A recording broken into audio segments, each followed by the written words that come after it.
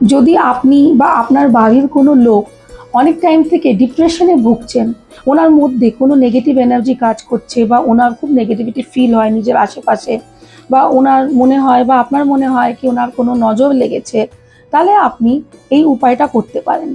আপনি একটা রসুন নেবেন, ওই রসুনটাকে ছিলে আপনি যার উপরে এই জিনিসটা হচ্ছে, মানে যে ডিপ্রেশনে ভুগছে বা যে নেগেটিভিটিতে ভুগছে বা যার নজর লেগেছে, সেই লোকটার আপনি বিছানার নিচে এই রসুনটাকে ছিলে রেখে দেবেন। 24 ঘন্টা পর এই রসুনটাকে বের করে পুড়িয়ে নেবেন, তারপরে আবার রিপ্লেস করবেন, একটা নতুন রসুন রাখবেন। এই প্রসেসটা আপনাকে কিছুদিন করতে হবে। আপনি মিনিমাম 7 ডেজ করুন, তারপরে দেখবেন ধীরে ধীরে আপনি উপকার পেতে শুরু করবেন।